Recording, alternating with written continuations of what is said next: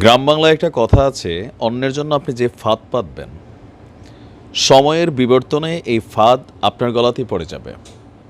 কথা বলছি গত ১৬ বছর বাংলাদেশ আওয়ামী লীগ ক্ষমতায় যতক্ষণ ছিলেন, তো অতীত অনেক ইতিহাস এখানে মুছে ফেলা হয়েছে, এটা যেমন সত্যি, আবার ধরেন অতিরঞ্জিত করা হয়েছে, এটাও সত্যি।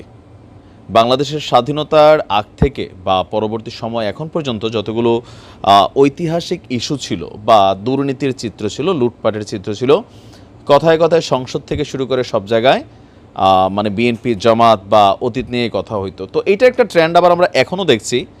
তো সেটা হয়তো আবার আওয়ামী লীগেরও ঢাইকা ফেলবে, এখন যেভাবে শুরু হয়েছে কথায় কথায়। তো যাই হোক, ঘটনা হচ্ছে ডক্টর মোহাম্মদ ইউনূস কী পরিমাণ মাস্টারমাইন্ড ক্যারেক্টার, এটা আসলে এখনও আওয়ামী লীগের অনেক নেতাকর্মী বোঝে নাই। অনেকে বলছিলেন তিনি রাজনীতি বোঝেন না, বাট শেখ হাসিনার কি বলা হয় যে আমি যেটা মনে করছি আর কি, বা ওনার যে সিদ্ধান্তটা, ইমেজ যেটা ছিল মানে সারা বাংলাদেশের মানুষের কাছে একটা ইমেজ, ১৬ বছর পাঠ্যপুস্তক, কারেন্টের বিল থেকে শুরু করে সব জায়গায় একদম বঙ্গবন্ধুময়, এবং পাশাপাশি শেখ হাসিনার ছবি টবি সংবলিত অনেক কিছু কিন্তু হয়েছে। একটা পজিটিভ ইমেজ ক্রিয়েট করা হয়েছিল, তাই না? একাংশ সেটাকে গ্রহণও করেছে, আবার আরেকাংশ এগুলোর পরেও গ্রহণ করে নাই। তো এই যখন অবস্থা, ডক্টর মোহাম্মদ ইউনূসকে সেই পদ্মা সেতুতে টুসটুস করে দুইটা চুবনি দেওয়ার যেই বক্তব্যগুলো ছিল, অপমানিত করার, তো ডক্টর ইউনূসও টেকনিক্যালি এমন একটা সিস্টেমে নির্দেশনা দিয়েছেন যে এবার শেখ হাসিনা প্রতিদিন অদৃশ্য এক পদ্মা সেতুতে চুবনি খাবেন। বিষয়টা এরকমই আমার কাছে মনে হচ্ছে। রাজনীতি কারে বলে? ডক্টর ইউনূস সাহেব অনেক কিছুই বোঝেন, বোঝা গেছে। আওয়ামী লীগের আমলে উন্নয়নের নামে লুটপাট হয়েছে, এটা সত্য। তো তাদের উন্নয়নের গল্পের পোস্টমর্টেম সেটার ভয়াবহ চিত্র বের হয়ে এসেছে।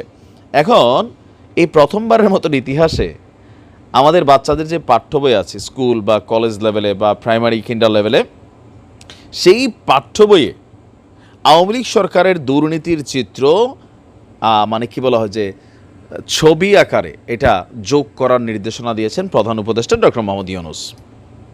মানে প্রধান উপদেষ্টা চান যে পাঠ্য বই আওয়ামী লীগের এই জিনিসগুলো উঠে আসুক। এর আগে আসলে ওইভাবে কখনো আমরা দেখি নাই, বাট নতুন নতুন জিনিস দেখছি। তবে এই ট্রেন্ডটা আসলে কতটুকু যৌক্তিক হবে? ধরেন এক সময় বিএনপি ক্ষমতায় আসলো, তারা পাঠ্য বইকে আওয়ামী লীগের এগুলো রাখবে।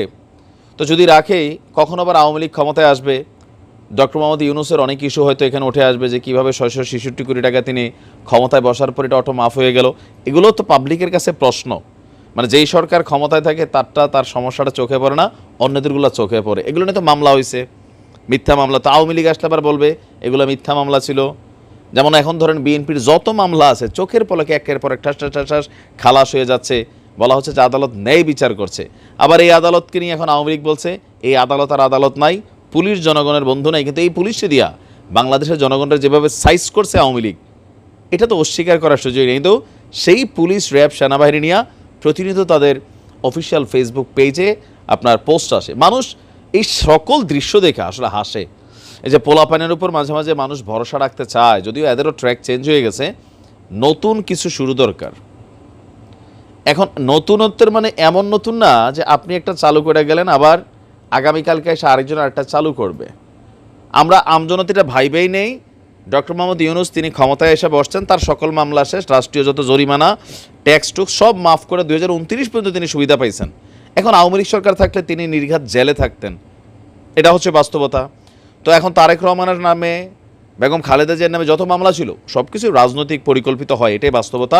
এগুলা সরে যায়। আবার আওয়ামী লীগের নামে এখন যত মামলা, কখনো আওয়ামী লীগ আবার এরকম সিচুয়েশনে ক্ষমতায় আসলে দেখবেন রাতারাতি সব মামলা আসে, সেই টেলিভিশন আবার বন্দনা করবে। এখন যারা বলতেছে ফেসিস্ট, স্বৈরাচারী, এগুলো থেকে আসলে বের হওয়া দরকার। তবে ডক্টর মোহাম্মদ ইউনূস যেই মানে আমাদের প্রেস সচিব তিনি শফিকুল সাহেব, তিনি গতকালকে যে বক্তব্য দিয়েছেন, তা আমার কাছে এটার নেগেটিভই মনে হয়েছে। নেগেটিভ কেন মনে হয়েছে দেখেন, পাঠ্য বইয়ের মধ্যে এই জিনিসটাকে ইনক্লুড করার যে ইস্যুটা, এটা ভবিষ্যতের জন্য আরেকটা অশনি সংকেত হবে।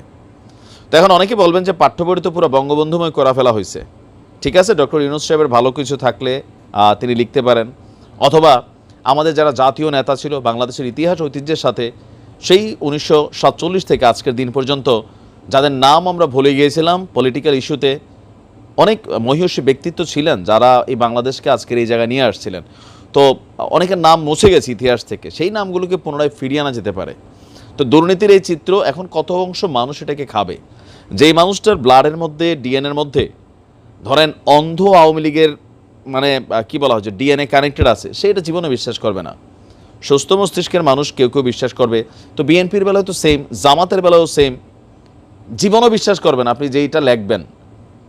তো এগুলা আমার কাছে মনে হয় আর কি যে এটা মানে এই পদ্ধতিটা সঠিক না। কারণ পরবর্তী সরকারগুলো এগুলো আবার শুরু করবে। এই দেখো মানে আমরা তো টেলিভিশন খুললেই খালি এগুলোই দেখি, বিএনপির সময়, আওয়ামী লীগের সময়। আওয়ামী লীগ সারা বছর খালি 16 বছর আগে কি করছে বিএনপি, এই কিচ্ছা কাহিনী খাম্বার গল্প বলতে বলতে শেষ করতো। টকশো, টেলিভিশন, সংসদ, খালি কথা একটাই, সেই বিএনপি জামাত। তো আবার এখন বিএনপি জামাত আসার আগেই শুধু আওয়ামী লীগ, আওয়ামী লীগ, আওয়ামী লীগ, ডক্টর ইউনূস আওয়ামী, মানে এখান থেকে হচ্ছে কি বের হইতে হবে। অ্যাজ ফার এজ আমি যেটা মনে করি, রাইট, তাদের দুর্নীতির কথা আলোচনা হবে, যারা দুর্নীতির সাথে সম্পৃক্ত প্রত্যেকটা কালপ্রিটের বিচার হইতে হবে, সঠিকভাবে আইনের মাধ্যমে বিচার হইতে হবে। কিন্তু পাঠ্যবে ইনক্লুডেড এই ইস্যুগুলো থেকে মানুষের মধ্যে ঘৃণা আসলে তৈরি করা যাবে? আওয়ামী লীগ 16 বছর বিএনপি জামাত ইসলাম সম্পর্কে যেই পরিমাণ বিষাদগার করছে, শহীদ প্রেসিডেন্ট জিয়াউর রহমানকে যে ধরনের নোংরা বক্তব্য দিচ্ছে, আমি তখনও প্রটেস্ট করছি, যারা আমার নিউজ দেখেন। তো কি হয়েছে, এগুলো কি টিকছে? তাদের জনপ্রিয়তা বাড়ছে এগুলোতে। আওয়ামী লীগ যেটা করছিল যে না, একটা জেনারেশনের কাছে আমরা নতুন করে বুঝাই, শিখাই, ব্রেইন ওয়াশ করি, এটা তো কাজে দিবে না রে ভাই। ইতিহাস তো আলাদা জিনিস। তো আমাদের প্রেস সচিব বলছেন, রাজনীতিবিদ, আমলা এবং কিছু ব্যবসায়ী এই টাকা লুটপাট করে বিদেশে পাচার করছে। ধৈর্য প্রত্যেকটা সম্পদ জব্দ করেন, রাষ্ট্রীয় কোষাগারে নিয়ে যান। পাচার কিন্তু সেই টাকা ফেরত আনতে সর্বোচ্চ চেষ্টা করা হচ্ছে, অবশ্যই করেন।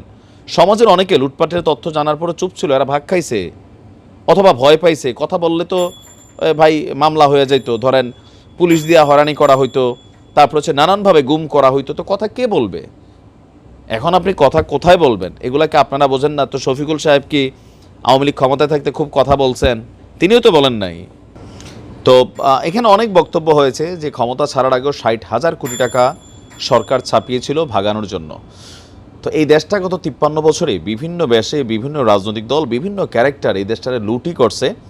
দেশেরও ডেভেলপমেন্ট স্ট্রাকচার হয়েছে, না হলে তার দেশ এতটুকু আসে নাই।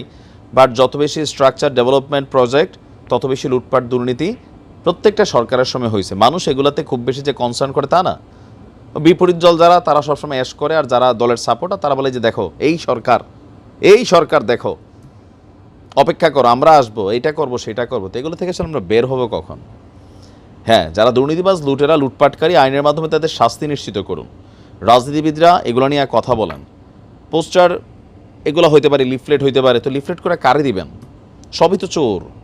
আওয়ামী লীগ গেছে, এখন বিএনপি কি শুরু করছে আপনি দেখেন। জামাতও তো কিছু কিছু জায়গায় মারামারি হইতেছে ক্ষমতা নিয়ে, হচ্ছে না? এগুলো অস্বীকার করার সুযোগ আছে? বিএনপি থেকে অনুমতি না নিয়ে জামাত প্রোগ্রাম করছে, ফাটাই ফেলছে মাইরা। আবার জামাত আরেক জায়গায় ছাত্রদলের দৌড়ানি দিচ্ছে। তো এগুলা মানে আমরা কারে ভালো বলবো? চুরিটা কারোর মধ্যে কম আছে, কারোর মধ্যে বেশি আছে, আবার কারোর মধ্যে চুরি নাই, অন্য সমস্যা আছে। তো সব কিছু মিলিয়ে এগুলো থেকে আসলে বের হইয়া নতুন একটা শুরুয়াত দরকার। আমাদের রাজনৈতিক দলগুলোকে নিয়ে বৈশা যে আসলে একটা দল আরেকটা দলের কতটুকু সম্মান দিতে হবে, যারা ওই দলগুলোর প্রধান তাদের বেলায় কী সিদ্ধান্ত নিতে হবে, যারা মইরা গেছে তাদের নিয়ে কতটুকু কথা বলা যাবে যাবে না। এই দেশে তো হুজুররাই এক হুজুর আরেক হুজুরের কাফের কইয়া মনে করলেন তরবারি নিয়ে খেলা হবে বলে ডাক দেয়। তাবলিগ জামাতের ভিতরে একজন আরেকজনের মার্ডার করে ফেলে, এরা দাওয়াতি কর্মকাণ্ড করে। তারপরে কারে কি বলবেন ভাই? ক্ষমতা খালি হাতে দিয়া দেখেন সবগুলার চেহারা নফস বদলাই যায়। কেউ দেখছেন ঠিক থাকতে, 100তে হয়তো 1জন 2জন ঠিক থাকে। ক্ষমতার জিনিসটাই এমন, এখানে যে এটা পাইলে কেমন জানি আউলাই যায়। মানে এই যে সমন্বয়কদেরকে দেখেন, হাতে গোনা কিছু পোলাপাইন ছাড়া অথবা আওয়ামী লীগ ইস্যু ছাড়া এদেরকে পছন্দ করা ছেলেদের সংখ্যা আপনি কতটা পাবেন? যারা এদের টিম মেম্বার ছাড়া, যাদের সাথে এদের এথিক্সে মিলতেছে না, কারোর অন্যায় একটা আবদার পারে, এটা মনে করতেছে অন্যায় টন্যায় বুঝি না ভাই, তোমার সাথে আমরা 5ই আগস্টে রাস্তায় নামছি, তুমি মানতে হবে। সার্জিস্ট এগুলো নিয়ে ঝামেলা ফেস করতেছে, প্রকাশ্য অনেক কিছু তো আসে না। বাট এগুলোর একটা সলিউশন দরকার। এখন শেখ হাসিনার জন্য এই মুহূর্তে এটা কি হচ্ছে যে তিনি এই খেলাগুলো করছিলেন, তবে ভিন্ন রূপে। ডক্টর ইউনূস দিনরাত যা বলতেন, সৎকুর টুৎকুর এখনও বলেন। তো এখন ডক্টর ইউনূস তো আর গালিটালি দেয় না, তিনি টেকনিক্যালি মনে করলেন যে কাজ করে। এখন এটা কতটুকু করবেন না করবেন, আগামী এই বছর তো আর আসবে না, অলরেডি পাঠ্যপুস্তক ছাপাটাপা হয়ে যাচ্ছে, হয়তো আগামী বছর এটা কানেক্ট করতে পারে তত্ত্বাবধায়ক সরকার থাকলে। দেখা যাক আসলে কি হয়। ভালো থাকুন।